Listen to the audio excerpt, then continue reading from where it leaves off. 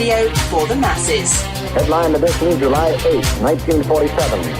The Army Air Forces has announced that a flying disc has been found and is now in the possession of the Army. If the game is rigged, change the game. Game changer.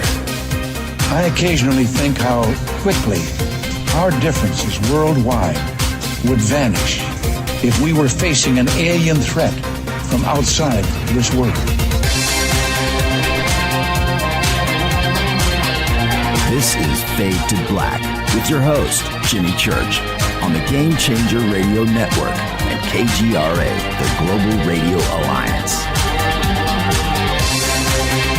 I need your help to get to the year 1985. You're listening to Fade to Black with Jimmy Church on the Game Changer Network.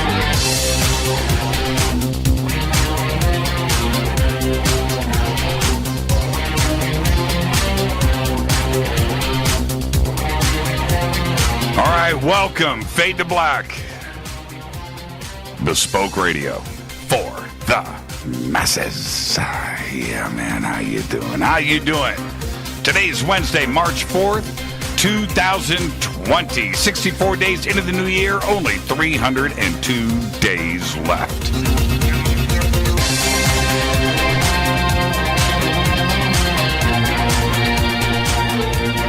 We are live. That's right. We are live from a bunker somewhere in the middle of beautiful downtown Burbank, California.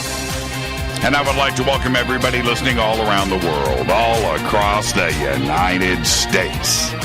Hither and thither, to and fro, back and forth, up and down, east and west, north and south, far and near. This is Fade to Black for KJCR, the Game Changer Network, and KGRA, the Planet. I'm your host, Jimmy Church. Tonight, March 4th, completes 5 years on the air with KGRA, the Planet. We want to thank Grace Hobbs and the entire team over at the KGRA for their support over the last and next 5. There you go. Tonight, very special guest, Richard Dolan. Richard Bleepin' Dolan is back. We've got a lot to talk about tonight. Richard Dolan is one of the world's leading researchers and writers on the subject of UFOs, and he believes that they constitute the greatest mystery of our time. Richard completed his graduate work at the University of Rochester, where he studied U.S. Cold War strategy, European history, and international diplomacy. He has also studied at Alfred University and Oxford University. He is the author of UFOs in the National Security State. He also co-authored that with Bryce Zabel, AD After Disclosure, and his latest book is UFOs of the 21st Century Mind. Yes, he is allegedly writing another book, and we'll find out one day what that book is. He hosts a weekly radio show called The Richard Dolan Show on KGRA. He is currently featured on several television series and documentaries, including Ancient Aliens, Hangar One, UFO Files, and Close Encounters. In addition to his research, Richard's company, the Richard Dolan Press, publishes books by authors from around the world, and he hosts his weekly live stream hit on his YouTube channel every single week.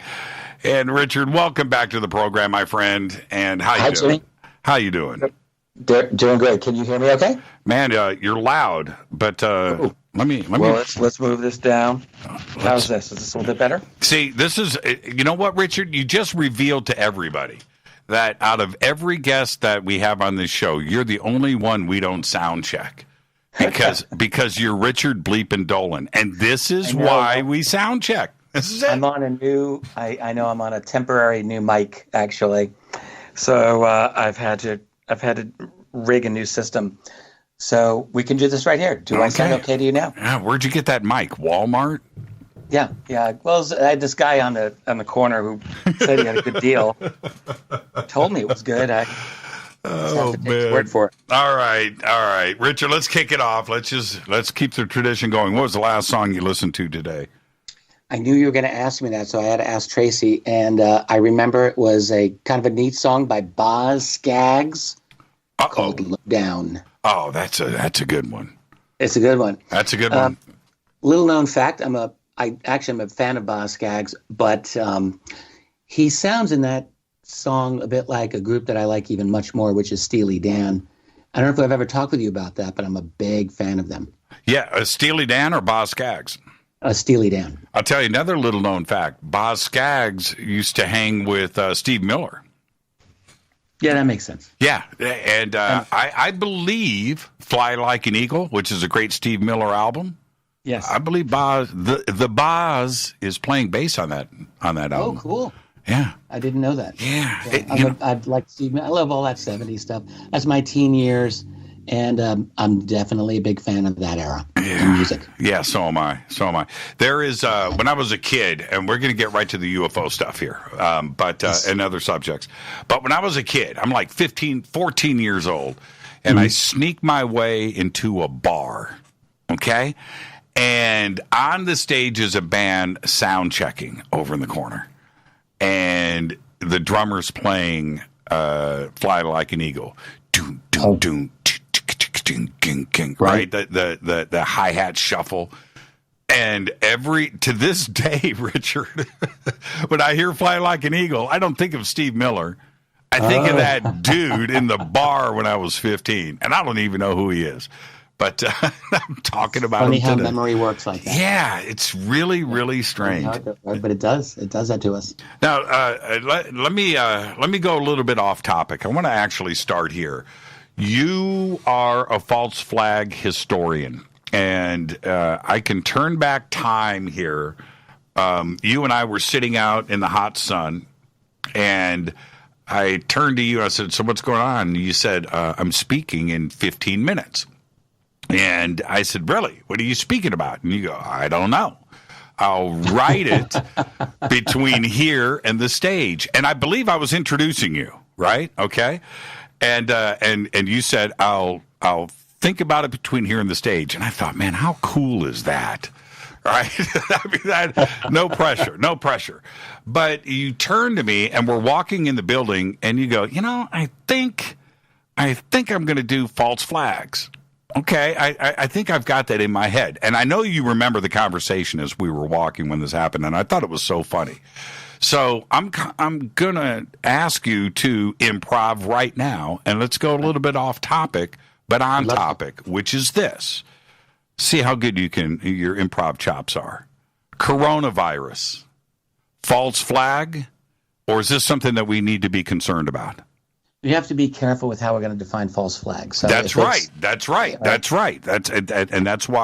I hit it to you with the warm up. Okay, so what are we doing with this? I don't think that's the question I would ask. I would ask how. One question that we could ask is whether it's believable that it started the way that we're officially being told, which is through from a bat in a kind of outdoor market, or does that have anything to do with the bio weapons laboratory that is exactly like right there within almost a stone's throw distance? I don't know if other people believe in coincidences, but I don't think that I do, and I think that there is at least ample reason to suspect that this is manufactured. Now, that wouldn't make it a false flag. That just makes it, there could be a lot of reasons that it could be that it got out accidentally. Someone screwed up. It could be that it was intentional.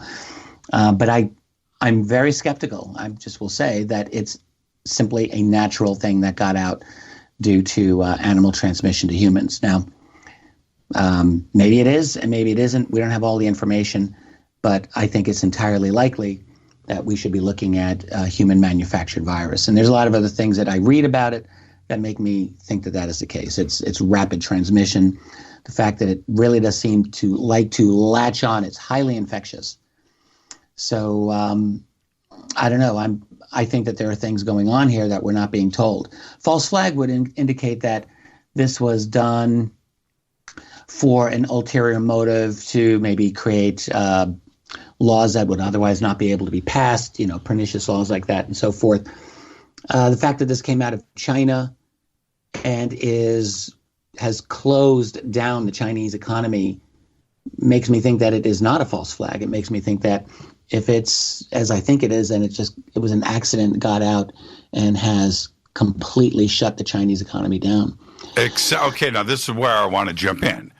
Yeah. And when I look at, and everything that you say, and according to the media, is absolutely accurate. There's things here that feel funky, but then there's things that make it seem like it's a natural, normal thing. And certainly with China. I don't think there's anything natural about it. I don't think this is natural, which is what the media is saying. But I don't think it's natural. But this is my point. I just find it strange when I look at Iran, North Korea, and China.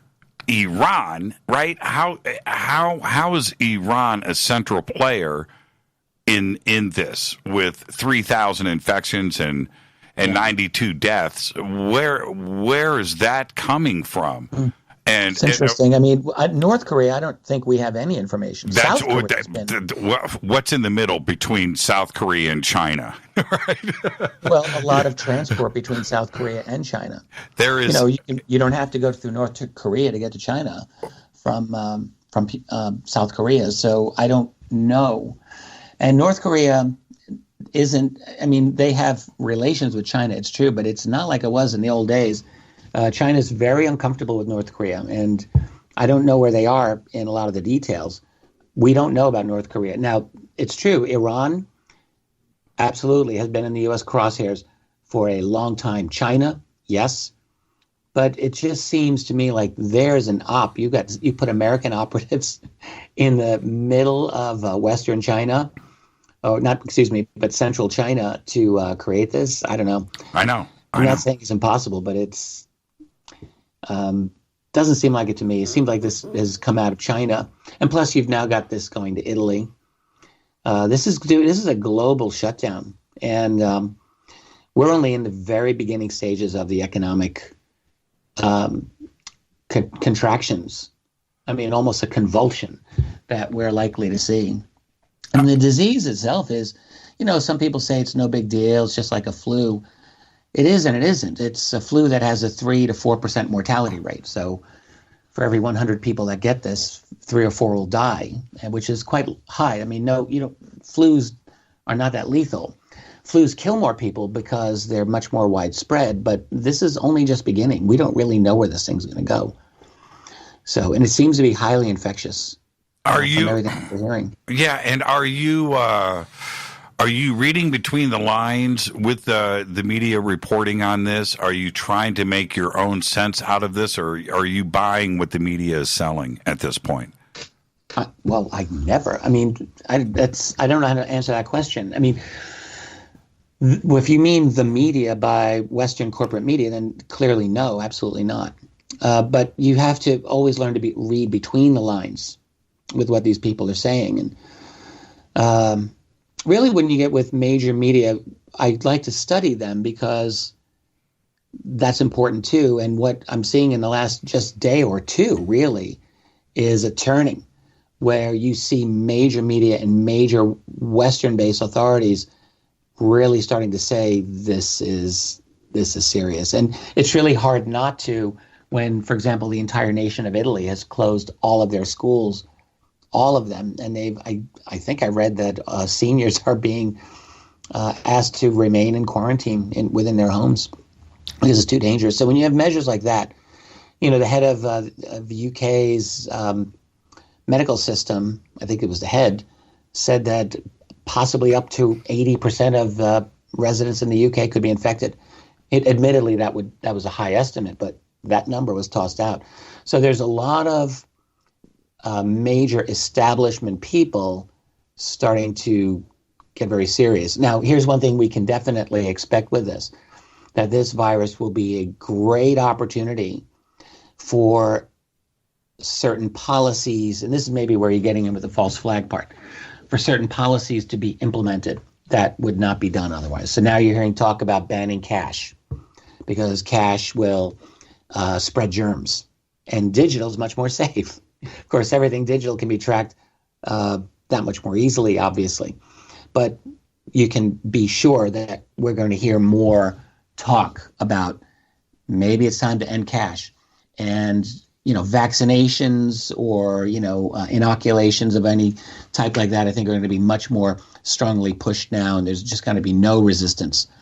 So I think there'll be other measures like that we can expect as a result of this. This is going to be it's going to have a big impact on our society, much like the aftermath of 9/11 did. I don't know if it will be as big as 9/11, but I was just out shopping with Tracy at the store, and, you could see, and we're up in Rochester. We have no cases here up in upstate New York, but you can see people, they're not yet panic buying, but they're close. So this is something that's really weighing on people's minds, and they'll be very easily manipulated. So we have to be watchful of that for sure. I was I mentioned last night on the show that, or maybe it was on Monday, but over the weekend, I had to go to Home Depot, not to buy face masks, by the way. I went to Home Depot to buy stuff for the house. And I'm there, and I'm in line. And I'm last in line. There's like 10 people in front of me. I finally get up to the cash register, and I'm up there. And I hear these two ladies behind me bickering, a little bit upset that they came there for face masks, but they were sold out. So I turn around to them, and they were both, I'm going to say, mid-60s, like right in there, 60, 65. And I said, you guys came here for face masks? Yeah, and they were sold out. And we don't know what we're going to do. And this one lady said she was a nurse. And as we're talking, I got a loud mouth, everybody can hear me, what we're talking about. Not you. Right. And behind them, there's like another 10 people that were in line. They all kind of lean over and they're nodding their head and they're talking. I said, wait a minute. How many of you were here today for face masks? Everybody raised their hand. And I thought, wow. Okay, well, LA, but this was really a lot closer to the heart of it. I mean, LA, I think I read one of the Costco's in LA was almost like, getting really crazy with a lot of fear buying there. And I think they were selling out of a lot of things. Well, water is Costco's bread and butter, literally, right? The Costco water. And I can only imagine what has been going on there. I haven't visited Costco in the last couple of weeks, but I'm curious as to what is going on there. Even Rita, who is very sensible and very pragmatic, came to me last week and said, so church, where's the water? What are you doing for your family? Why don't you get off your butt and go and fill up our garage? And she was, this, but I need to ask you, your wife calls you church? Oh man, when she's pissed. And you know what? When I get Richard, you know Rita well enough, man. You know Rita. And if she says church, I shouldn't have interrupted. If she says church, I snap to attention, man. I just do. I do. And but yeah. And I then turned to the two ladies. And I said, well, I'm going to be honest with you. I actually walked by the face mask section myself. Right? And I did. And the shelves were empty. And there were a couple of signs that were taped in front. We are sold out of all face masks, and we're expecting more soon. But I don't even know how effective those are. Honestly, it's not clear to me that they're going to have much of a preventive measure with this. The real fear, the thing to be concerned about is that this has essentially shut down China's economy. They're the second largest economy in the world, as we all know. They make everything. All the supply chains start there. And a lot of them start in Wuhan, which is a huge manufacturing center in China. And that place has become a ghost town, as we all now know. And so we're in an age of just-in-time warehousing, JIT, which is simply means that warehouses don't store huge amounts of inventory anymore like they used to. They save money by having it this way. But now you've got a situation in a highly integrated global economy where we are now so integrated with each other, and that obviously includes China, that when that part of the global system shuts down, and they have shut down, then we've got to really look at how long our supply chains will last before we're going to start seeing major impacts. Now, in things like food, my understanding is that's not necessarily the biggest problem. I mean, electronics, obviously, medicine, absolutely could be a problem. Various types of other important supplies. I mean, pretty much everything. So when you have this cascading effect, starting with China, but affecting the entire East Asian market and then spreading very rapidly to Europe and the Western Hemisphere, this could be a very serious problem that could go for several months. And it's more than just stock market. I mean, if the stock market is that unstable, companies will start laying people off. And, we'll see this a very, very potentially dangerous domino effect. So that's the thing to be concerned about. And as far as stocking up, look, if things get really bad, zombie apocalypse level, well, nothing's really going to save. If you have a couple of extra rolls of toilet paper or a couple of extra cans of beans or some rice, good for you. If the system truly collapses, that's not going to save you. But hopefully it will be not that bad, and hopefully people will realize that, if this, the thing is, we've never seen this happen before. I mean, people talked about SARS, that was totally contained. This does not show the same signs of easily being contained. So it is possible that we either get a vaccine or find a way to get around this so that things don't fall apart. But as they are looking right now, China's next quarter forecast is in the tank. There's no optimism there, not in their service sector, not in their manufacturing, not in any part of their economy. So the purchasing managers, it's called I think the PIM, PMI, Purchasing Manager Index. I was just reading about this because I didn't know about it. And those are all very critical, and they are bad in China. So it's something to be concerned about in terms of economic impacts, and it could last us for the year. Yeah, I don't know of, and people need to really listen to what I'm about to say. I don't know of anything that you can purchase today, anything at all, that doesn't have some type of China component to it. No matter what it is. It may be assembled here in the United States. Parts come from China. And that goes for not only from iPhones, but it goes to Ford, Chevrolet, BMW, Mercedes. It does not matter. The airline industry, those spare parts, everything that goes into something, there's a component in there that comes from China. And I had said last month on the air that China basically does what all manufacturers do. Just in case, they've got 2 weeks of parts to ship in case of any disruption in the manufacturing process so they can continue the supply chain. But once you interrupt that 2-week thing, that globally impacts all manufacturing on this planet, period. There isn't an... And here's the thing that it really burns some of us, like me, who through the 90s watched America voluntarily ship its entire manufacturing infrastructure to China. That's right. I watched, here in Rochester, I watched Eastman Kodak go poof up in smoke.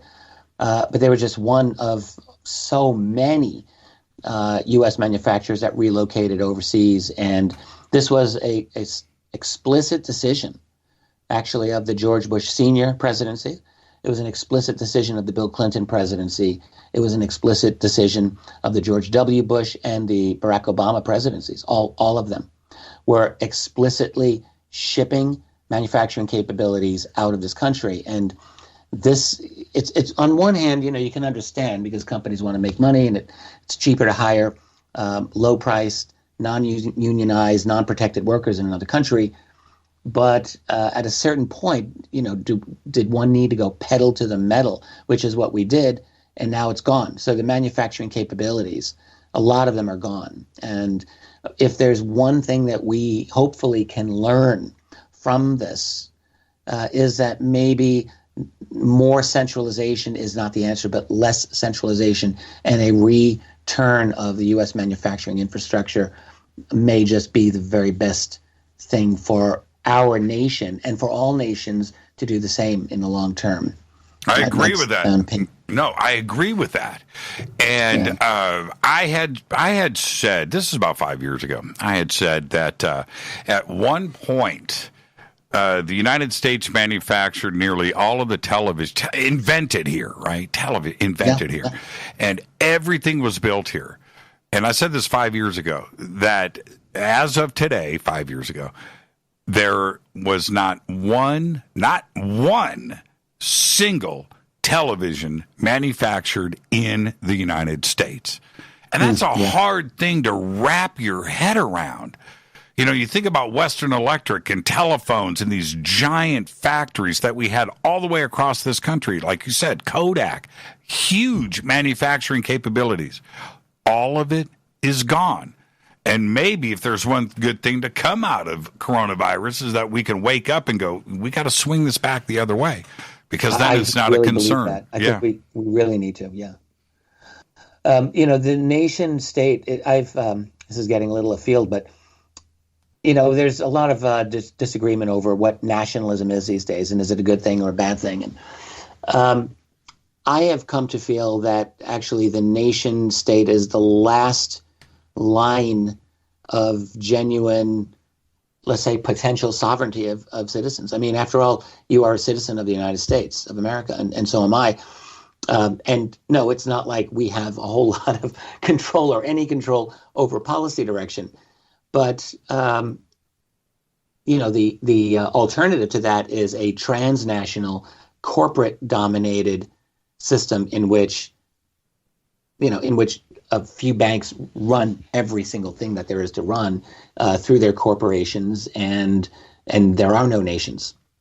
And to me, that's as insufficient a line of defense maybe as a national government would be. It's better than having nothing, in my opinion. And I like the idea of having a country. I like the idea of being a citizen in that country and having some input into how that country goes. And to me, this is why I really strongly believe in the principles of every nation to be able to govern itself as it chooses. And I really think that the United States policy was undermined for several decades in allowing key portions of infrastructure just to be shipped overseas to nations that were all too willing to have it because it was good for them, but it was not good for the United States. I think it was a big mistake. About 3 months ago, I'm guessing here, but it was about 3 months ago, Netflix came out with this series, and it's called Pandemic, this docu-series. And I just hesitated. I didn't want to. I just quite simply did not want to watch it. I didn't want the fear part. And then, of course, this happens with coronavirus. So last week, I watched the first 2 episodes, and then I couldn't watch it anymore. It absolutely played out exactly as what's happening right now. The numbers, the way that they're talking about it. Seriously. Yeah, it's crazy. You should just watch the first 2 episodes. It's too disturbing after that. Do you remember I never read the book, but of course there was a miniseries of Stephen King's The Stand many years ago. Did you ever see that? Absolutely. Read the book and saw the miniseries. Oh, yeah. Sure, the book was good. So, I'll check out Pandemic if I want to have a sleepless night. Let's take a break right here. Our guest tonight, Richard Bleepin' Dolan. This is Fade to Black. I'm your host, Jimmy Church. We'll be right back after this short break. We'll get straight into, you guessed it, UFOs. Is it UAPs? What are we doing here, Richard? Is it UFOs, UAPs? Go a little back and forth on that. I still like UFO. So do I. We'll be right back. We're going to talk flying saucers. We'll be right back.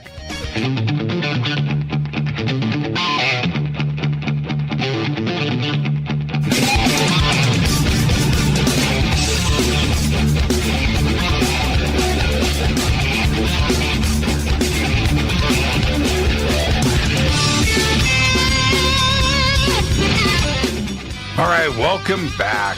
Fade to Black. Tonight, Richard Bleepin' Dolan. Tomorrow night, Quitspiracy Part 2 with Jason Quitt. We've got 2 events coming up, both with Richard Dolan. We've got Contact in the Desert, May 29th through June 1st in Palm Springs, Indian Wells, California. You can go to contactinthedesert.com for tickets and info. And Richard and I are also winging it over to the United Kingdom, June 26th and 27th for the Awakening Conference over in Manchester. And you can go to awakeningufo.com for tickets and info there.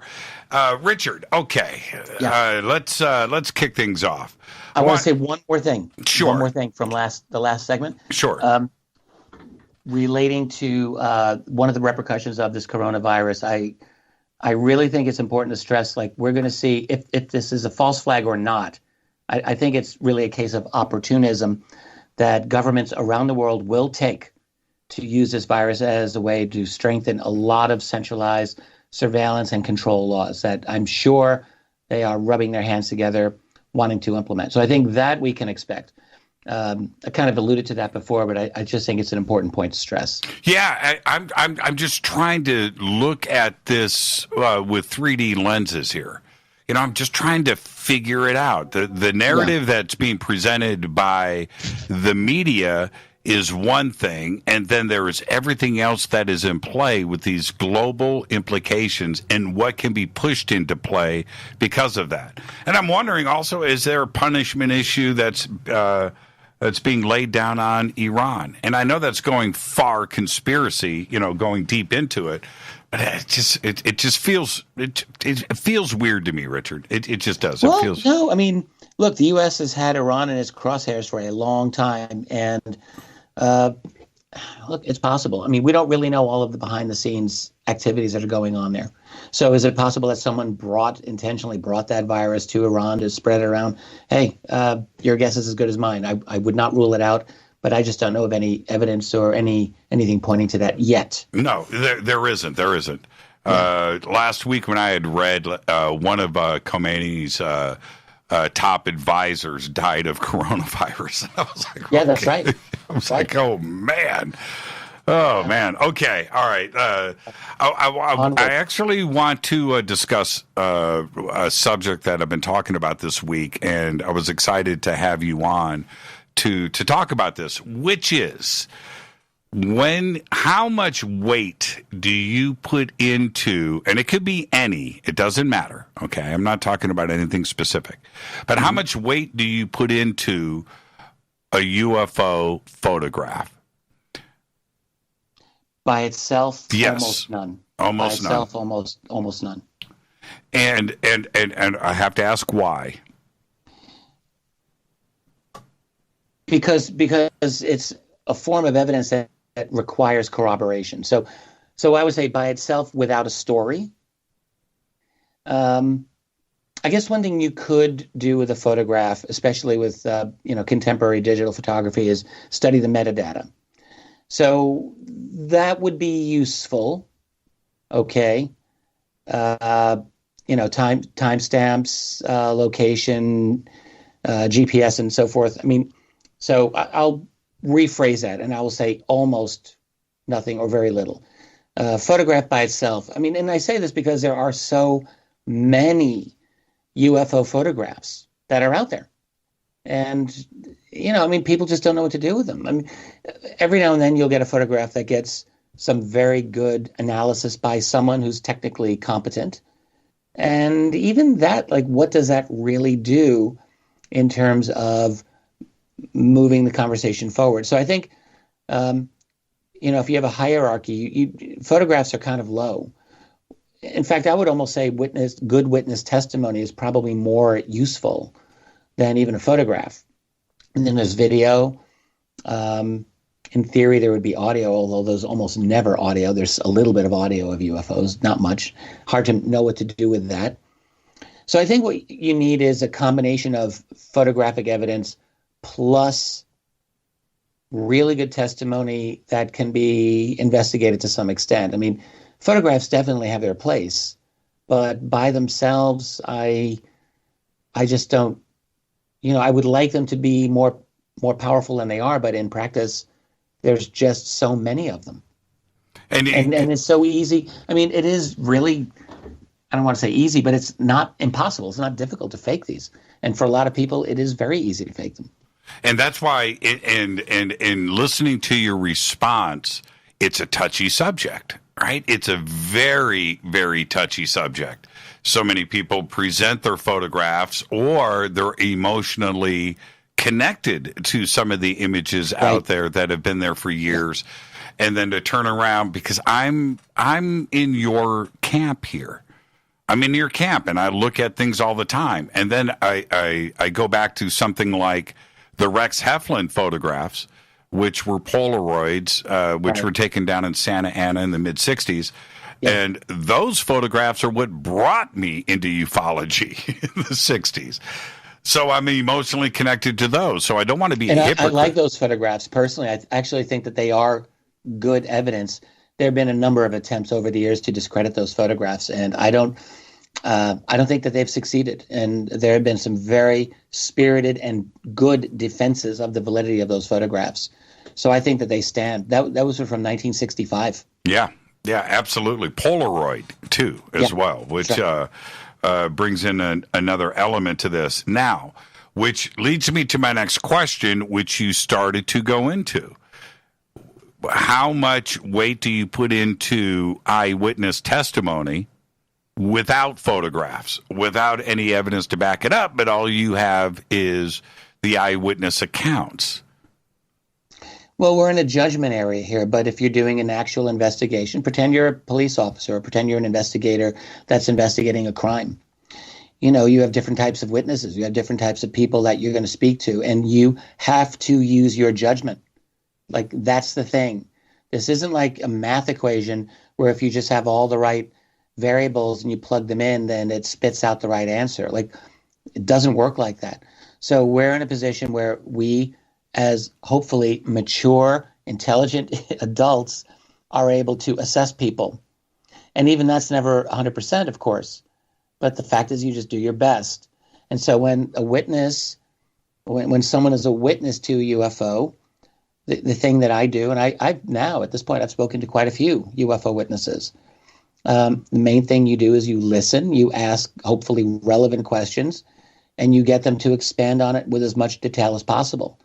And you make your judgment. In my opinion, I think a good, carefully measured testimony of a witness that I trust, okay, that's saying a lot, but that counts a lot more than a random photograph that's sent my way through email, for sure.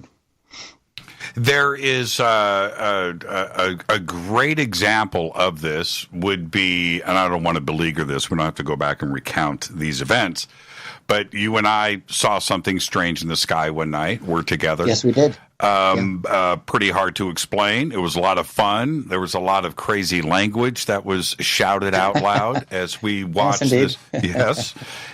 But we didn't have pictures, right? All we have is our story. Right? That's right. And when you and I go and recount this with others, well, we want people to have open ears to what we are saying, just like we need to have open ears with other witnesses, because our sighting has the same weight as somebody else and needs to be considered. And isn't that how we need to approach this? Yes. Although, I mean, in practice, you know, I'm sure with you as well, all kinds of people will come to you with a story. And I mean, the reality is that not everyone has equal credibility when they come to you or when they come to me. And that's just the reality. Mm-hmm. So there are people who don't inspire my confidence for whatever reason. And there are people who do inspire my confidence. And, you know, I'm not going to be tricked or shamed into saying, oh, everyone's equal and everyone's testimony is the same, because it isn't true. Not everyone's testimony is of equal value. So I will definitely rate certain types of witnesses as intrinsically more reliable than others. And I suspect that we all do that. Having said that, I mean, anyone who's got a sighting, no matter who they are or where they're from, yeah, I will listen to them. And I actually always listen to someone's UFO story, because I really do want to hear them all. When someone comes up to me, I want to know if they've seen something unusual. I want to know what they've seen or experienced. I'll say this: most people that I've encountered, no matter what their background, no matter what their situation, I would say most people who have UFO stories to me tend to be believable.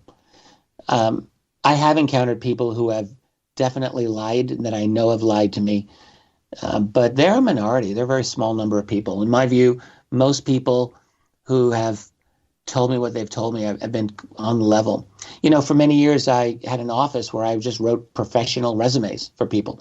I met with thousands of people one-on-one, and I sat with them. I talked about their background with them. I made them look good on paper, you know, hopefully within the boundaries of truth. And they would see one of my walls, which was filled with UFO books and conspiracy books. And so lots of people, hundreds, would volunteer their UFO sightings to me. I didn't ask for them. And I would have to say, like, the vast, vast majority of those people were totally believable. And I think you or anyone listening would believe those people as readily as I did when you hear their stories. Some had a lot of detail. Some did not have a lot of detail. But overall, I would say that they were credible individuals. What do we do with an eyewitness, maybe even an author of their account or whatever? I'm just being very broad here. Mm-hmm. That their story changes and gets more elaborate, and you go and you go back and cross-reference your own thoughts or your own conversations or your own things that you read, and you go back and say, well, wait a minute, the story's a little bit different today than it was back then. I don't know what to do with this now. And this happens to me all the time. That's always a red flag. Right. That's a huge red flag. It is. Now, does it mean that the whole story is false? It might. I mean, you know, it all depends on the specifics, but it could mean that they just like the attention.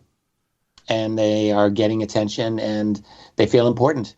The reality is that people often do feel important, and they like it. Yeah, exactly. And at that point, do you check out?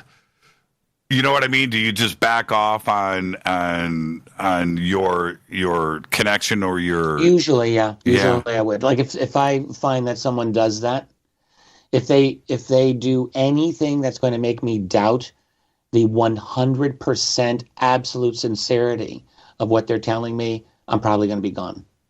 I probably just won't waste my time. I find myself doing that. And in a lot of ways, I feel people. Yeah, I feel heartbroken too as well, because I have invested time and maybe even some emotion. People have to understand when they come up to a UFO researcher, let alone someone who has a high public profile like you do or like I do, who is busy. I mean, that's the reality. And people still will come up to me and they will want my time because they have a story that they need to tell me, they feel. And it's tough for me. Like, it's really hard for me.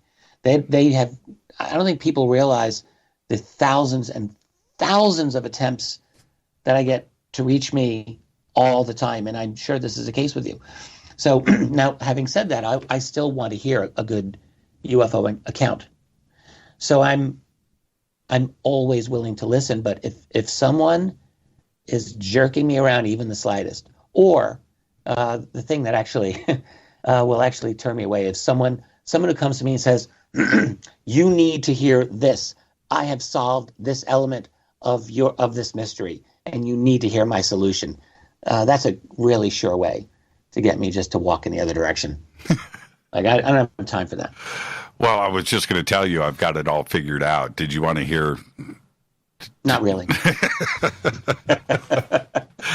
Oh, man. And if you have it all figured out. Yeah, you know. Yeah, I've got it all figured out. Is now, okay. And the reason why I'm setting all of this up, there's a lot to discuss tonight. And moving in this direction, you are not only a UFO historian, but you're a world historian. You're an international historian, the United States and history. That is what makes you tick. You go back and you look at the historical record not only in UFOs, but then you correlate that with history in general. And that is it's one of the obsession. Yeah, Yes. that's your obsession, and that's one of the things that we admire about you, is because you can connect these dots, and you've got a memory because of the research and studying that you have done over the years.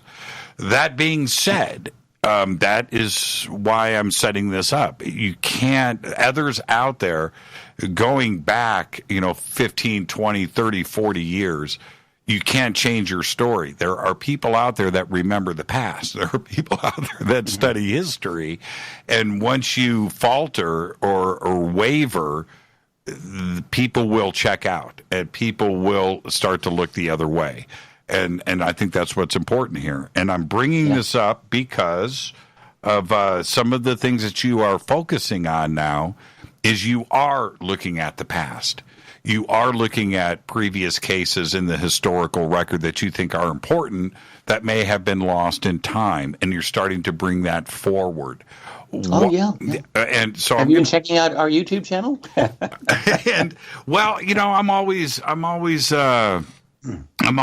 the Dolan stalker. I'm in the background. Yeah. I do that. But why for you are you bringing these cases from the past forward now into the community? What's the intention here? A couple of things going on there. Yeah. So, like, for example, Tracy and I just did a live stream yesterday on some of the old crash retrieval stories brought out by the late Leonard Stringfield back in the 1970s.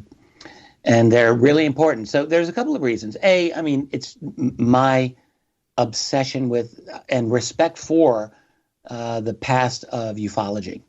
Like, I have a very high regard for those people. They were pioneers, and the work that they've done, it just seems to me that no one else really is talking about them. Like, I don't hear anyone talking about Leonard Stringfield. And to me, that's a shame.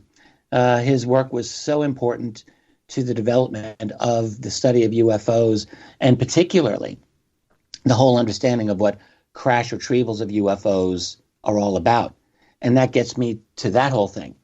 I have come to believe that understanding, that these objects have come down and have been retrieved and have been studied is of such absolute paramount significance.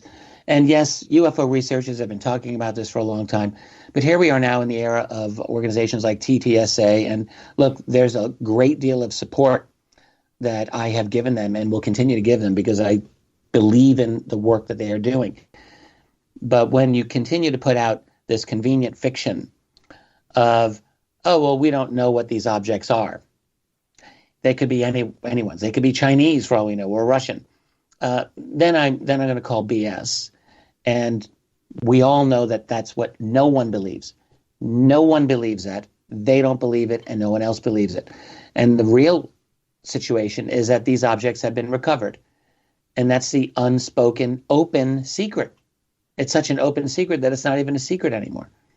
So I think that understanding that there's a reality to these recoveries of these UFOs is critically important. And when Tracy and I did a thing on Stringfield, yet again, we've actually done a few on Stringfield, I feel it's really important. The excellent testimonies that he obtained in the 1970s and 80s are of paramount importance. And I just don't want people to forget them. So I think it's a good opportunity for us on the YouTube show to get into it. And I was really happy that we did the one last night. I was very pleased with it. But I do a lot of this type of thing. Like, I really think bringing out these old cases is very important. And one other reason that I like these old cases, because we've got a pretty good idea of, leading edge technology of, say, 1950. I mean, relatively. It's been 60, 70 years since that. And so when you've got stories of objects instantly accelerating back then and traveling at multiple thousands of miles per hour back then, some of which looked kind of like a tic-tac back in 1950, then we've got a real problem to deal with. So we've got historical cases that are so difficult. Like, it's one thing to say, oh, black budget, advanced tech in 2020 or even 2004, But to say 1950 that we had things that were moving in such a way, that's a real stretch. So that, for me, makes the old UFO reports really important for us to understand and to recognize that the people who are making those reports, who are observing these things, often did it with highly sophisticated instrumentation and were outstanding witnesses in their own right. So that's why I think those early cases are important, and I just don't think it's wise to let them go. And a lot of the research, if not all of it, was done in the physical analog sense, right? Where you are, you're traveling, you have to go on site, you have to interview witnesses firsthand. Obviously, you're not jumping on the internet and doing no. You have to go and get the research done, and it's bona fide is the analog word that I'm looking for here, because that's what you get from these old cases. Yeah, exactly. So, no, they did. There was a lot of legwork and groundwork. One thing that you find when you look at these old UFO organizations like NICAP or APRO is they actually were really well staffed. There was a lot of volunteers engaging in this type of research at the time. I mean, there's MUFON today, but I really get the sense that these organizations of the 50s and 60s, I think, had more people actively on the ground doing genuine investigation of UFO cases probably than we have today. And I did the same thing. Well, I still do it. But growing up, 30 years ago, 40 years ago, when I was going through as much UFO documentation as I could find, I would go and look at these old crash retrieval cases and stories around the country, knowing that, and even if you go back far enough, I hadn't even heard of Roswell at one point. It hadn't surfaced yet. Yeah. And but there was these other cases that you can go and read about crash retrievals and people that were speaking about it. And I was completely intrigued. You and I were talking about this a couple of weeks ago on the phone. And, bouncing these old cases back and forth. And I have, and still, a genuine interest on these. And I think there's a lot of importance there. And they have been forgotten. And I can't believe that I'm using these words, but let me just add this. We all know about Roswell. And it's funny, people say, I'm sick and tired of hearing about Roswell. I think, the reason that we talk about Roswell so much is that it really was an anomaly. It was an anomaly, not that an object came down. It was an anomaly that it was reported at all in the media when it happened. And yes, it was retracted right away, but it was reported.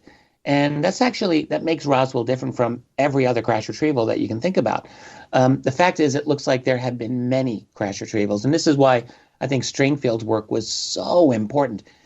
For about 15 years, he was quite active in ferreting these out until the early 90s. And there seems to have been a lot of them, and people are incredulous. Why would UFOs crash? They fly all the way here from another galaxy. Well, maybe they're not flying from another galaxy.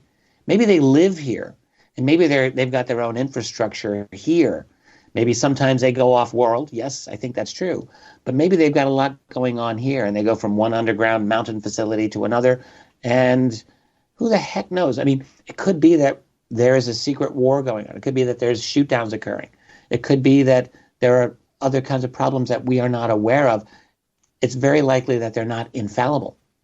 And so, yes, they have come down. And I don't think that they're coming down in from deep space. I think they're coming down from one location on Earth on their way to another. Let's take our break right here, Richard. Stay right there. This is Fade to Black. I am your host, Jimmy Church. That's right. Tonight it's Richard Bleepin' Dolan. We'll continue the conversation right after this short break. Stay with us on the Game Changer Network and KGRA, The Planet. Stay with us.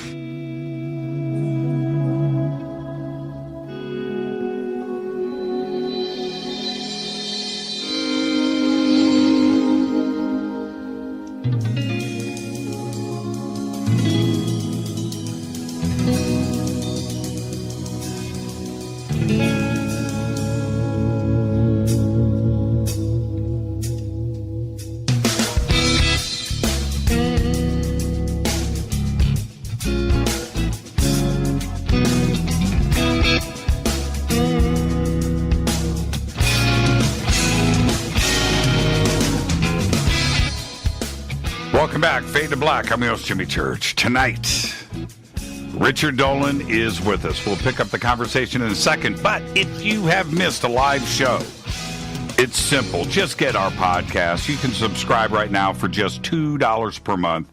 Go to jimmychurchradio.com. Click on that podcast banner. We have almost 1,200 archived shows right there. Richard, 1,200. My God, man. My God. That's a lot of shows. That's a lot of hours. That is a lot of hours. And, seriously, Jimmy, well done. That's a lot of work, and you deserve the success. You do a great interview, not just of me, but everyone who goes on your show. I think you have this knack of getting really interesting and good information out of them. And boy, do I know, like you get things out of me that no one else does in terms of interviews. Like you just get me to talk about things that I would never discuss anywhere else. Now watch what I'm about to do now. Well, now that you have 30 minutes to go, since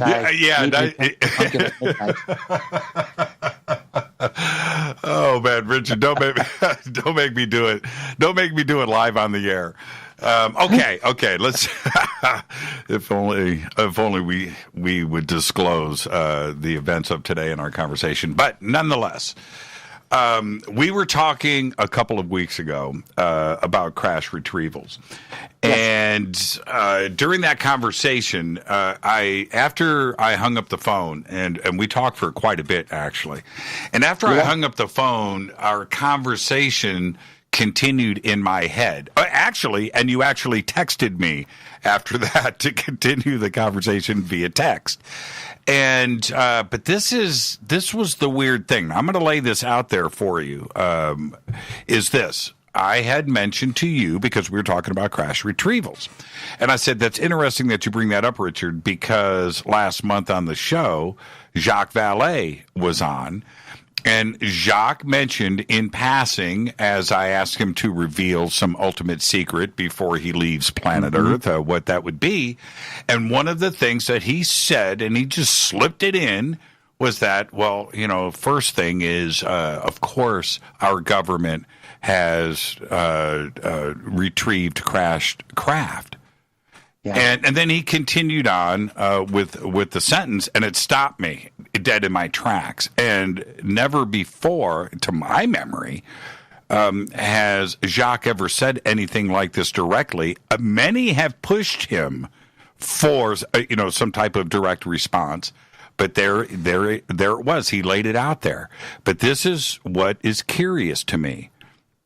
We've been going through the Wilson Davis documents and observing these, looking at the text and picking through this. It's a very interesting document that is real. And one of the focuses on this document is crash retrievals.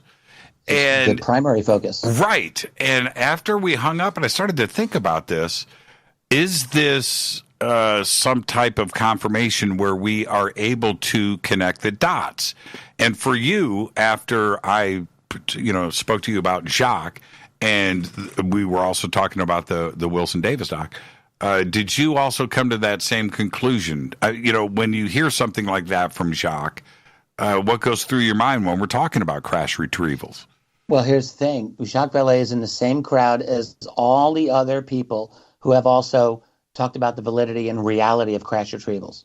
From Eric Davis to Hal Puthoff talking about the metamaterial I'm not saying it's extraterrestrial, but let's just say it's extraterrestrial, like that whole thing, which is what he has done when he's talked about that, to people like Robert Bigelow, who has he hasn't explicitly talked about crash retrievals, although he's known to house the various artifacts, but Bigelow has been very upfront about the reality of ET here on Earth.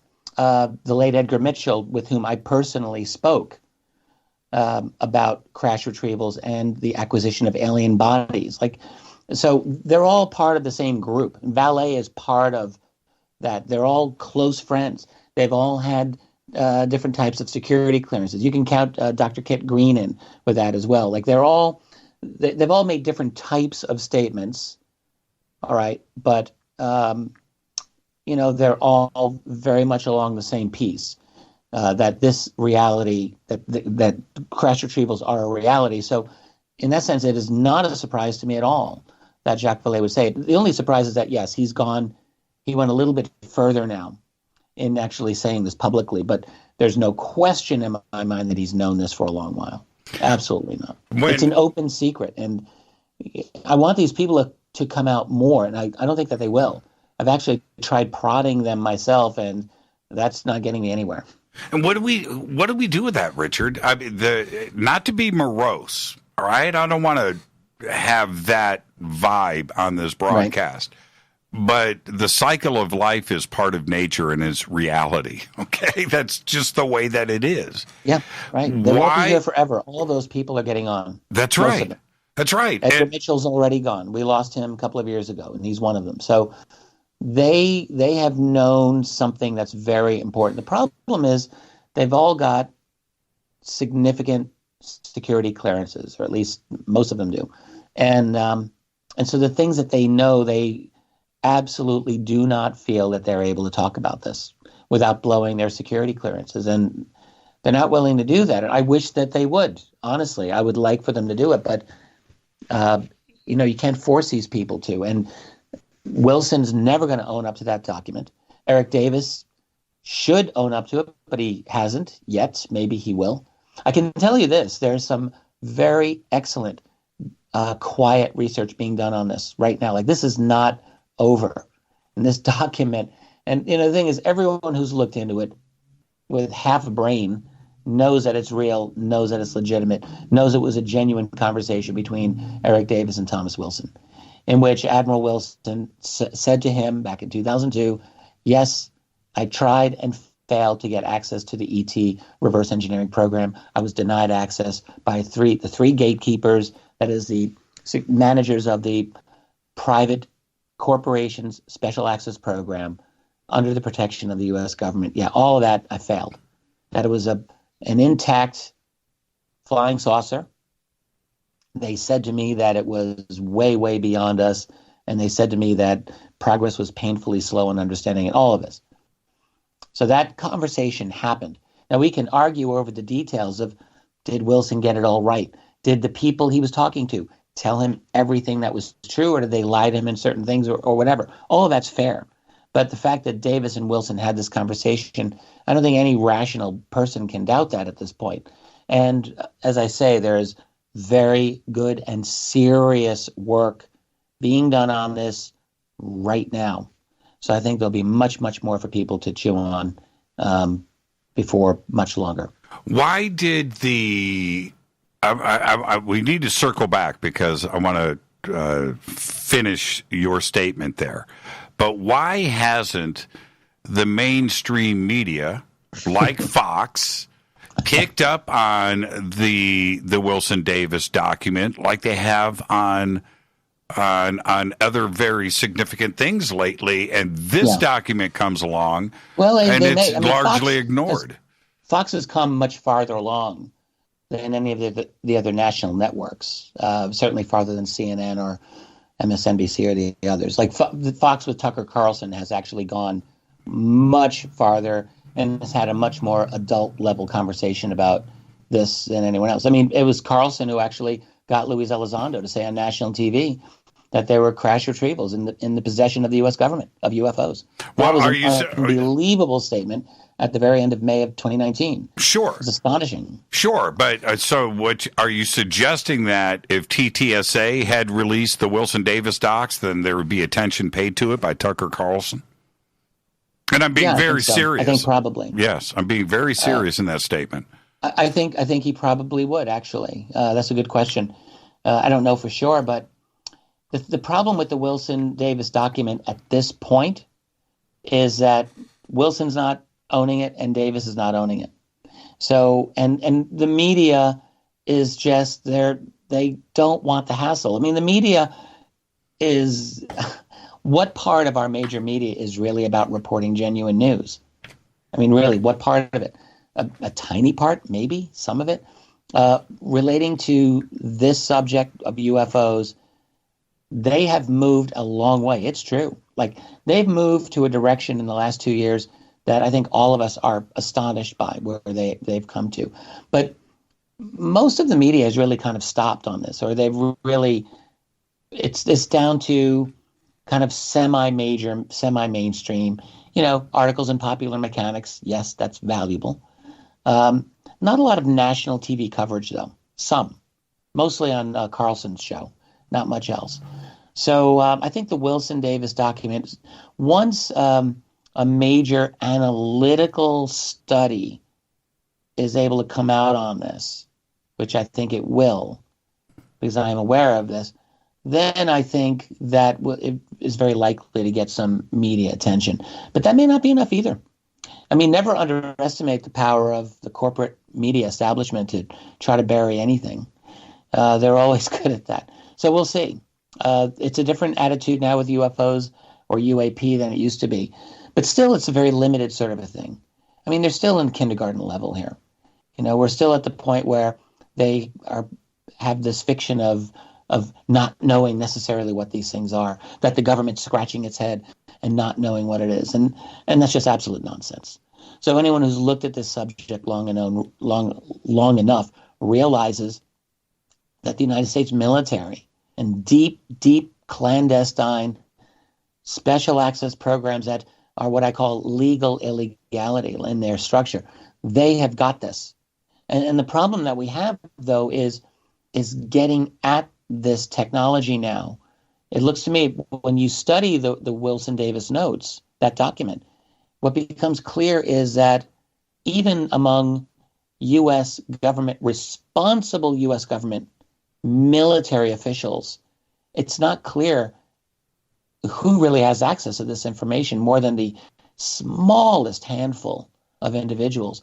And that the power over this is not within the government anyway. The power over this actually appears to be within private industry. Because guess what? That's where the money is. That's where the brain power is. That's where the scientists are. And so, and also when the secret is privatized, like it is, then it's much more impervious to freedom of information requests. So it's win-win for those guys.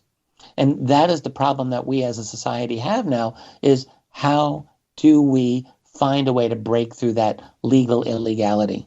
Because it is morally and constitutionally illegal, but they've got this legal veneer of protection over their secrecy.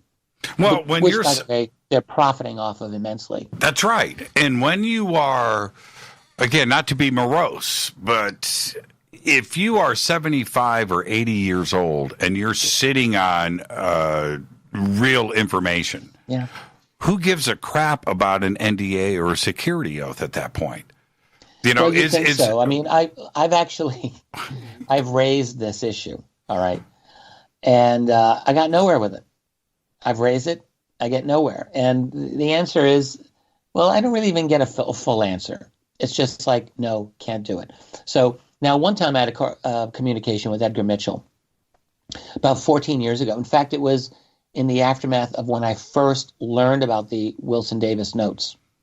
So that was in late 2006 when that happened. So almost 14 years ago. And I asked Edgar Mitchell, to just throw me a bone here, essentially. I said, look, I know you told me you like the work that I do. So if you like the work I do, can you help me a little bit in giving me some guidance as to how you have learned about the existence of alien bodies and alien tech, which you told me about? Can you point me in a direction? Can you give me a name? And he said to me, the people who came to me did so at great risk, professionally, personally, and to their families. And I cannot reveal their identities as long as they're alive. That's exactly what he said to me. So that implies, these NDAs, it's not simply they'll throw you into Leavenworth. There are other repercussions that these people are worried about, and that might include risk to their families. And no matter how old you are, if you're 75 or 85, it doesn't matter if someone's threatening your family. If that is so, I don't know. But if that were the case, that would be enough to sway most people to play ball. Well, maybe you and I can help sway them by just suggesting this thought, which is, do you want your legacy to be the guy or girl or woman that took your secrets to the grave, Or do you want your legacy to be that you brought this, you changed history, right? That you brought this to the planet. I know. But the thing is, well, there's another possibility, which is that they really may not have all the answers. Like, I'm speaking of the people connected to the Bigelow Group, TTSA, and so forth. Like, my sense, and this is only my sense, so I don't want anyone to misunderstand me here, is that they know a lot. They've had a lot that's confirmed. But it's quite possible that they're not at the level of Holy Grail either. And it could very well be that these people want greater access. And that, maybe they're thinking if they play their cards right, they'll get that access. There's always more. Like when you're in that game, you never have enough. And if you don't have everything, you want more. So it's quite possible that that's a motivation for some of these people. I really don't know. Like, I learned some things, and there's a lot that I don't know. Well, I know that you support TTSA in their efforts to the Stars Academy. And I support the release of genuine UFO data, and they have done more in that regard than most organizations and people have done in a long time. So, yeah. But it also, do you think that they've run out of gas, that they might have missed an opportunity here? Yeah. When this momentum was what it was, and it was tremendous, especially we go back 2 years ago, and it was a different world, man. It was a lot of fun. Their game is to work with members of Congress and the government. So I don't know how good their momentum was back then. Their momentum with the UFO community was pretty good, but how significant and influential is the UFO community is a really good question to ask. Have they run out of gas? That's a definite possibility, and I think some of those members would be right on board to tell you that same thing. Like they got a couple of videos released that was a nice score, like a really nice score to get those 3 videos out. And then the Navy encounters of 2014, 2015, which they clearly had a lot to do with that. Those were really significant. The question is, can they pull any of the rabbits out of the hat? Or because what you have within the Pentagon, it's obvious to me, I don't know how many other people it's obvious to, is that there's a war going on within the Pentagon over this. Or let's just say a skirmish where TDSA has had their supporters and they have their enemies.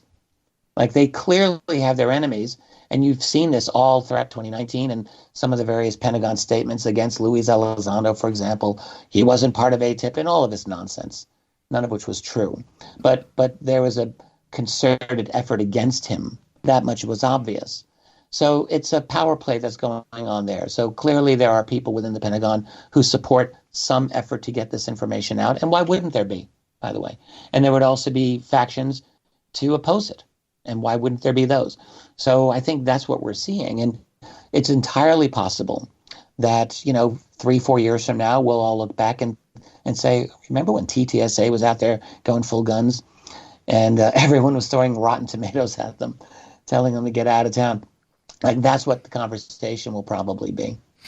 How we eat our own. Right. And could it be that it is a genuine missed opportunity on TTSA's part to not only keep their foot on the gas, but if they've got another situation like the Tic Tac, what can they do? That's what I'm saying. Actually, what if they have nothing left? That's what I'm saying. Yeah, it's like keeping your foot on the gas, like if you're able to. But so they've got this deal with the Army now, which is studying the metamaterial. I think that's interesting, actually. And I don't know all the details of that. Like, if the Army finds something that's of national security importance, are they just going to be able to take the metamaterial away? Like, who knows? Maybe. But what you clearly can see they're trying to do is they're trying to find a lab that can generate the proper type of presumably terahertz radiation that is necessary to test that highly unusual artifact, which, by the way, let's just give Linda Moulton Howe credit. She held that for years and was the caretaker of that and shopped it around to scientists for years, including Hal Puthoff and others. But anyway, the point is, if they can get a lab to study this and come up with something and that's to their benefit. Like, they're having a hell of a time trying to find anyone who's able to study this thing because it's so difficult. It's so unusual. So, but other than that, like, what do they have? Like, they've got the ability to, through very capable people like Christopher Mellon, to talk to members of Congress and to try to get backdoor channels open, to have a conversation among very fearful politicians who do not want to touch this subject, like, at all, trying and usually not really succeeding as much as they want to stir up media attention. I mean, for the amount of information that they put out in the last year, very little, really. I mean, some, but little has resonated with the larger media for more than a day or two, and then it just goes away. So I think that they're in some tough straits, and I would like to see them succeed with what they're trying to do. I think it's been reprehensible to see how some individuals in the community have been accusing them of engaging in some kind of disinfo op and all of this nonsense with no evidence, zero evidence. We're in this postmodern upside-down world where you judge someone not based on what they say or do, but based on who you think they are and what you think their motivations are. To me, that's absolutely the worst and wrong way to go about doing this. You know, we have to understand what people are saying and doing before you understand what you think their motivations are. Like, it's just getting everything backwards the way people have done it. Well, there's no So question. I want to hear what they have to say. Yeah, there's no question about that. And we are in a cancel culture, and that part of it is real. And then just when, you know, these pretty big personalities and things that surfaced over the last couple of years, and you know, how could it get bigger or more interesting? And then we have the case of Chris Bledsoe. And not only Chris Bledsoe, but if you think about it, it's his information is critical, but it is something that goes back to 2007 and 2008 and largely ignored. And now we go back and we look at his case and his experiences, and we have something that has been researched and looked into for a long time. And this is something that absolutely has to be front and center, don't you think? Yeah, I'm a big supporter of Chris, and I was fortunate. I did an extended series of interviews with him on my radio program, which people can listen to on our channel, and he's quite remarkable. His case is remarkable, and it's another reprehensible thing, by the way, that there are still people out there right now trying to tear him down. I don't understand why they think that that's a good thing to do. When you listen to Chris talk about his story, the thing about Chris Bledsoe is that you've got this. It's weird because his story of ongoing contact is like, that's a lot for a person who's not familiar with our field to handle. Like, it's a lot, and I think Chris would be the first to tell you that. But the fact is, it really does appear to have happened. And I had to go through my own learning curve listening to these accounts and asking myself, like, do I really believe this guy? You know, that type of thing. But the fact is, I do. I absolutely do. And what you learn more and more is that there have been some very interesting high-level people who clearly are interested in Mr. Chris Bledsoe's story.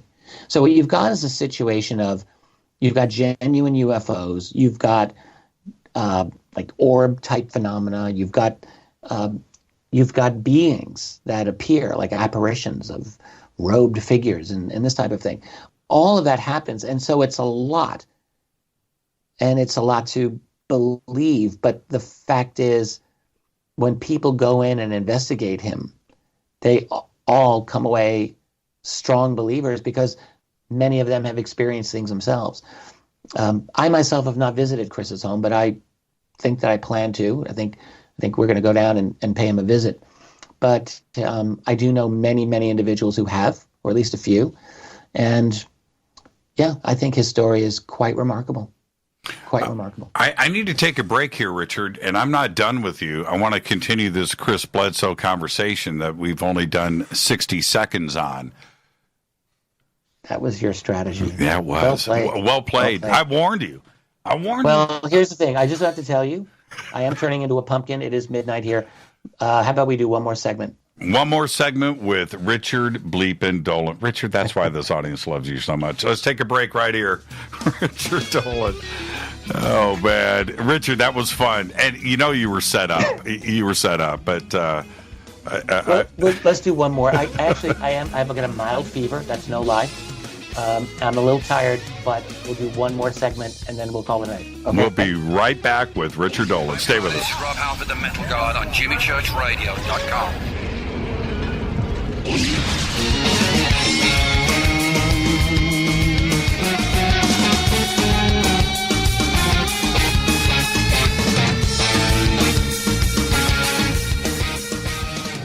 Welcome back. Fade to Black. I am your host, Jimmy Church. Tonight, Richard Bleepin' Dolan. One more segment with Richard. You can become an official Fade or Not. Just go to our membership section of JimmyChurchRadio.com. Autograph shirts, autograph hats, all that fun stuff. Private email to me. You can do the same thing with Richard. Richard, you've got a membership section over at your site, don't you? What is it? Yes, we do. Well, we have the website is called Richard Dolan Members, and there's a lot of I have a lot of free content up there. I put things up all the time, but there's a lot of members only content that Tracy and I will upload every week. So that will be I do a weekly video podcast that's usually close to an hour every week, and on top of that, then I'll usually do additional segments of my interviews on the Richard Dolan Show, which are available only on the website. And I'll do many articles and what we call off the cuffs. So a lot of times if I'm bitching about something at the breakfast table, Tracy will stop me and say, wait, back up, let me record that.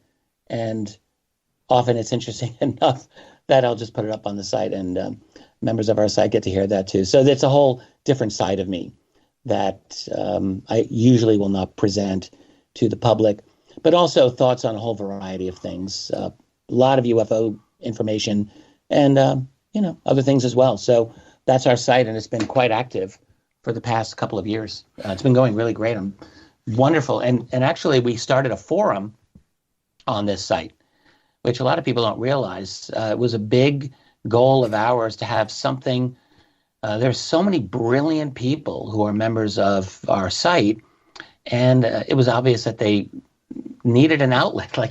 When you have that many smart people who really want to talk to each other, we thought, let's have a forum. And so we have a closed forum on our site that's every bit as cool as Above Top Secret, in my opinion, with every bit as many brilliant people there, but it's just for us. And so great conversations on everything under the sun there, and I'm so proud of that. And we've got a couple of great moderators as well, who this would not work without them. So there's a lot of things that we have on our site that make it a really fun little universe. On the posts that I put up with regularity, there's lots and lots of comments below. So between that and the forum itself, there's a lot of activity for the members of the site to participate in. Man, I want to go hang out. You do. It's actually a really fun place. Yeah, we have a lot of pretty well-known people in the UFO field who are members of the site. They just come in to hang out. It's kind of neat. I really enjoy it. It's very gratifying. Well, what I have found is that with the UFO community, the ability to unravel a situation, because there's too many smart people out there, right? Whether it's a photograph or a video or a statement or whatever it is, the UFO community, you see these people surface.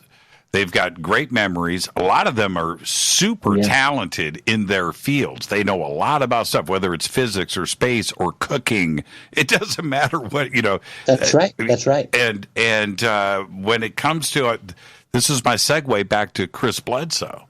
When Chris Bledsoe, and you did your series, we had Chris on the show last night, as you know. And the community has examined Chris's case very critically. And I think that he has had nothing but, not all, but very positive responses to this where people have looked into his case with a magnifying glass. And I find that part pretty interesting. And when you come through the wash of the UFO community and you come out on the other side, that says a lot, doesn't it? I think so. Well, there are always going to be critics, and there are. But yes, I think it's true.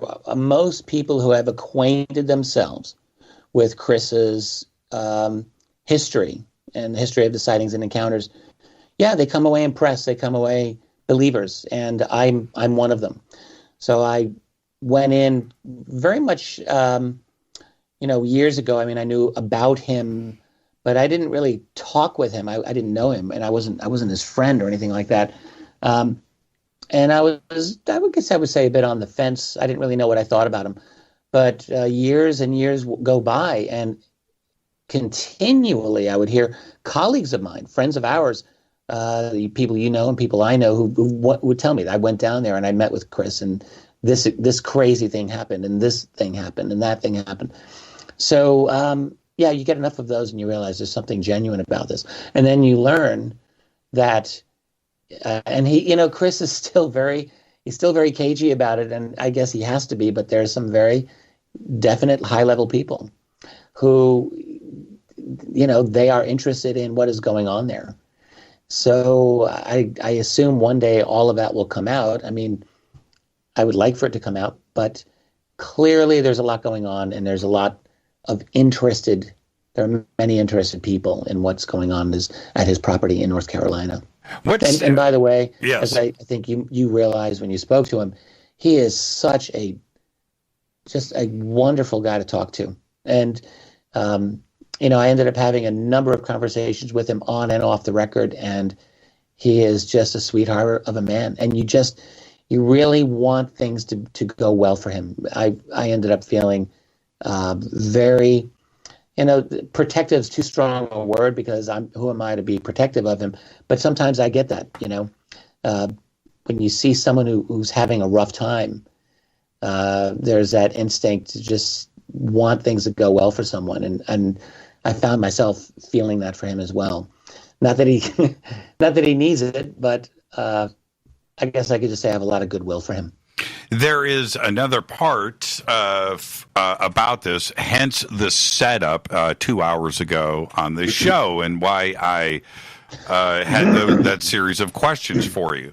There's another part there's two other elements to Chris's case, I'll just call it a case, that come into play here that we don't have a whole lot with other situations like this in ufology. And that is, he's got a lot of video documentation. He's got a lot of photo and images. He's got a lot of eyewitnesses. So there's that element that we discussed earlier.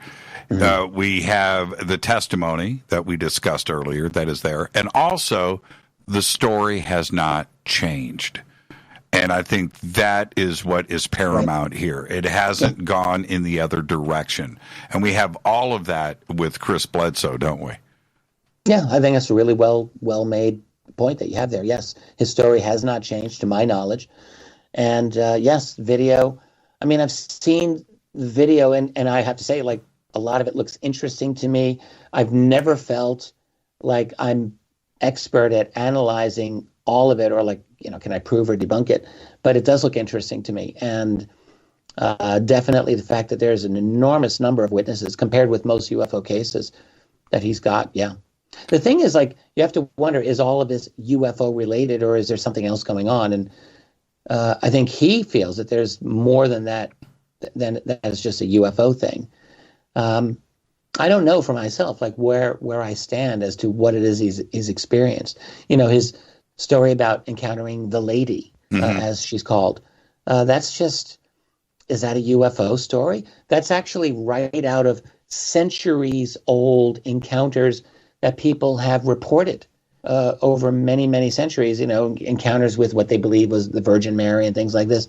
And I'm not saying that this was that, but it has a lot of commonality to those ancient stories that go back centuries and centuries. So what is it that he's experiencing? Is it an extraterrestrial thing? There are UFO elements to his story, but there is much more than that. And that's why it's kind of hard, even now, after all this time talking with him, for me to wrap my own brain around what exactly is this man and his family experiencing. And I don't know what the answer to that is, but I do believe it's real. And I believe that these are absolutely decent, honest individuals, honest people. So, yeah, I want to hear more about their stories. I'm never not interested. I always want to hear more about what's going on with Chris Bledsoe. Somebody just posted, I have a UFO hanging out my house as we speak. It's been there since 7 p.m. doing loops and shape-shifting. I just got updated pics. I'm freaking out, and this is out of Detroit. So, I've got images that have just come into my inbox from Detroit. Well, wow. See, I had a conversation a week ago with Peter Davenport, who runs the National UFO Reporting Center. Uh-huh. And but Peter's a fascinating man to talk to in his own right. But this is a man who has run a website since 1994, so 26 years now, which is the leading website to receive UFO reports year in, year out. Thousands and thousands every year, 5,000, 6,000, 7,000 per year. And you know what it tells me is that on any given day, there's something interesting going on. And we're not saying all of those are genuine UFOs, but you go through those cases that come into him, and a lot of them, like a decent percentage of them, are genuinely interesting. So on any given day, you've got dozens of interesting things happening. It's really shocking. It's like, I feel like we do live in the upside down world, like where all of the things that we're told, it's like the opposite. Like we're told, oh, there's UFOs every once in a while, if at all. No, there's a very significant infrastructure of this phenomenon that I think exists. Like I have come to believe strongly that there's a significant number of them, whoever they are, living here, probably in isolation, but maybe among us as well. And they've got their own society, and they are by and large separate from us, but they do what they do. And I believe now that this is the fundamental reason why there are so many sightings all over the world. You know, we only know about the North American sightings by and large because we've got an infrastructure here to take the reports, but there's just as many going on in South America and in Europe and in Asia as well, I'm convinced, and Africa.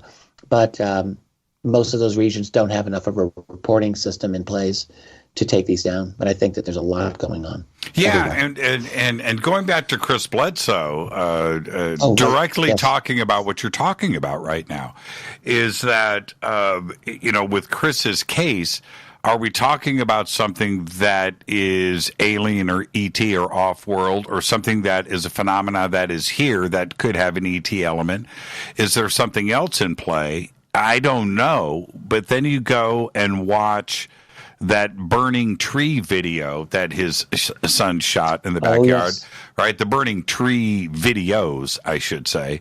And I watched that, Richard. I try to be objective. I try to just not, jump in with feet first. And you watch that, and you have to back up and genuinely ask yourself, what's this about? What is going on here? Yeah, it's powerful. It's fascinating video, and I don't know how to debunk that.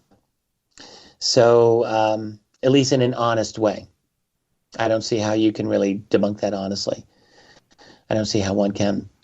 So, well, here's the thing: we humans are smart creatures for the most part, and we've got a good ability to figure out things about this world around us, but we have our limitations, and that's not a criticism against us. It just means that we don't know things. Like our brains are organized in a certain way. We perceive space and time in a certain way. That's not to say that space and time are as we perceive them. And we have to keep reminding ourselves of that fact. And so we're in a world where we're encountering, realities. We're smart enough to detect these other realities that are just beyond our ability to comprehend. But we don't have that ability. It's like, think about your dog or a cat. They're intelligent creatures. Your dog knows you. Your dog knows a lot of things about you. Your dog can detect your emotions maybe better than a lot of other people can. And your dog has got great hearing and great sense of smell and detects things that we're not aware of. But your dog doesn't know a lot of things. Like when you leave the house to go to work, your dog doesn't know where you're going. Your dog can't know where you're going. Your dog doesn't know what the moon is. Your dog doesn't know that it's been taken out of its natural environment to live with humans and to eat dog food that's manufactured in factories and put into a can. Because he's a dog. Their brains work a certain way. And so your dog is at a certain level. You're at a bit of a higher level. And you can perceive things that your dog cannot understand. But what's at a higher level than us? There clearly must be perceptual and cognitive capabilities beyond what we are able to do in our own very excellent minds, but we've got our limits. And so I think when we're encountering, whether it's UFOs or this, let's call it paranormal phenomenon, I personally think that we're running into a phenomenon that we're not ideally equipped to understand. It doesn't mean that we can't try and that we can't make some progress, but we're running into some serious obstacles, it seems to me, and it's very possibly the limitation of our ability to perceive space and time in a certain way. So if we're able to overcome that, and maybe we can in some way, I think we actually may have some ability to, but it may not be an innate natural ability. So as long as we've got that limitation, I think we're going to struggle to understand some of these things that Chris is experiencing and other people who've had these types of experiences have had. And that's just my opinion. It's not for me to say that we'll never understand or that it's not worth trying. It's absolutely worth trying, because the UFO phenomenon is really our greatest teacher in many ways. You find that it's on the edge of so many of our areas of science and knowledge, so that we need to study it. We need, to dive in because its implications are so profound and because it's on the edge of our reality, it's on the edge of our understanding. But whether we're going to get the full grasp of it, well, I don't know about that.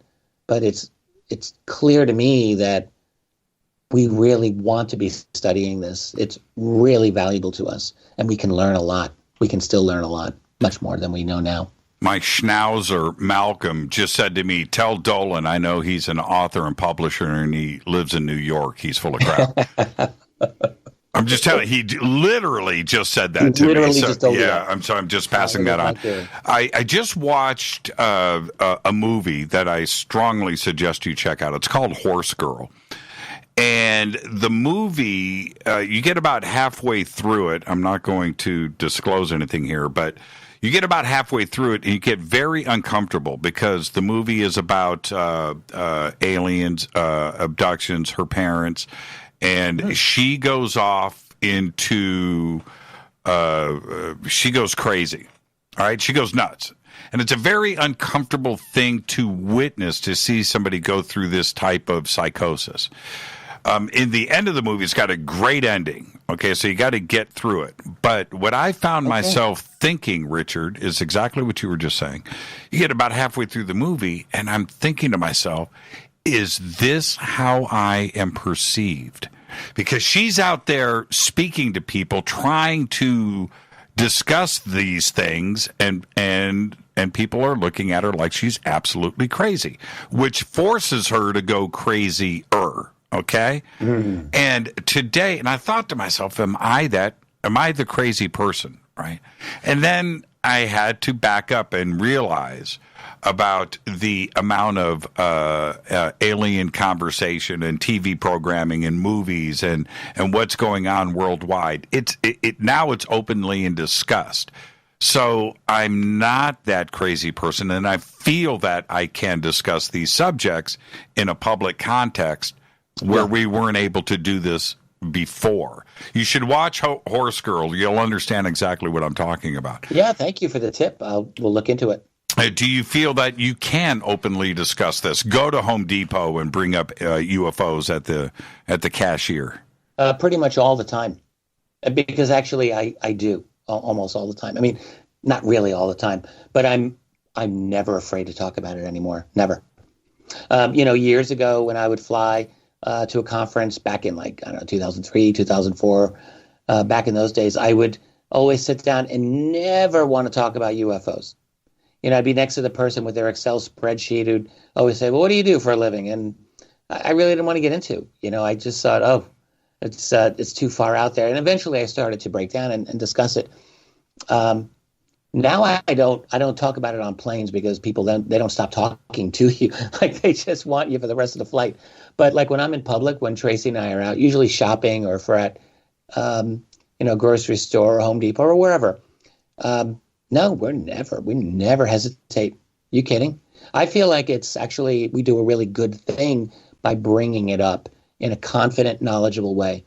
Because what you find is that people have a hunger for this information.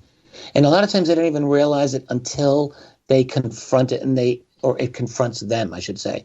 And then they realize, my God, this is fascinating. I want to know more. And they'll realize, you see it happening, like you can watch it happening in someone's face. They get this realization, like this person is dead serious and he seems to know what he's talking about. And I want that knowledge. Like I've seen it happen countless times. So I know for a fact there's an enormous hunger out there, often by people who don't realize they're hungry until then they do. And so that's the great thing about this subject. And so for that reason, I almost never hesitate anymore. I just bring it up. That's who I am. Yeah. I'm the same way. I was at an airport. This is many, many years ago. I'm at an airport, and we had to change equipment, right? Had to change planes. So we're waiting for another plane to come up. There's a problem with the first plane. And about an hour goes by. 2 pilots come up, and I'm standing with, 150 people at the gate. We've been there for about an hour. 2 pilots come up. And they're standing behind me, and I turned around. I said, "Hey, how you guys doing?" He goes, "We're the new crew." I said, "Oh, okay, cool, all right." And I said, "So, you guys ever see a UFO?" Right? I love it. I went straight there. The look that they gave me, Richard, they gave me the crazy look, and just kind of smirked. It was nothing positive. But I wonder if those same 2 pilots came up to me today with the same situation and the same conversation, I think that they would say yes or no. They would engage. Yeah, I mean, as we all know, many, many pilots have seen them. Many pilots. We've both, I'm sure, gotten quite a few stories from commercial pilots, private pilots, military pilots. They're all out there. They've all encountered this. I mean, not all of them, but so many of them have. So there's obviously something going on. Yeah, I have a friend. I won't say his last name, but his first name is Steve. I've known Steve since he was, 16 years old in high school. He is now a commercial pilot for a major carrier. But I went out with Steve in a little private plane 7 years ago, and we're flying around L.A. I got to take the stick or the wheel, and I'm flying around. Nice. And I asked Steve, I go, "Man, ever see a UFO?" And he goes, "Dude, I was, 5 years ago, I'm flying this plane that we're in right now, and I'm out over Catalina, over the Pacific Ocean. And man, this silver disc, it was lit up from the inside. It was metallic, but it was bright, lit up, glowing, flew from left to right underneath my plane and just took, and I called air traffic control and said, "What's going on?" They hadn't seen anything. He said, and the way that the wings are on this plane, the wings are low, not above you, right? They're low. Yes. So as he looked to his right, he said it was underneath the wing, and I couldn't chase it anymore. I couldn't see it. And I'm flying the plane, and I turned, and it wasn't there. He said, but I saw it, man, and it went left to right. I said, what do you say? That's 2008. Yeah, something like that. And he said, He said it was a flying saucer. He said it's exactly what you're thinking. It was a flying saucer. It was metallic. It was glowing, and flew underneath my plane. And it moved. And when it did like a left to right move, like almost like a head fake, and then it just moved. Just underneath. He thought he was going to hit it, is what he said. He said it was that close, and it flew underneath, went left to right. And he tried to follow it, looking. Didn't zigzag or anything unusual like that? Nope. He said something lit up to his left, caught his attention. Okay. He looked and right under. It lasted for about a second. And he turns to his right, and the wing is in the way. He can't see it. So, the plane turns slowly. It's not some. And he turned the plane to see, and it was gone. But, this is a friend of mine. He's got nothing to gain. He's just telling me his one singular experience. But and he's another pilot. Yeah. Another one. Just throw him in the pile. There's so many others just like that.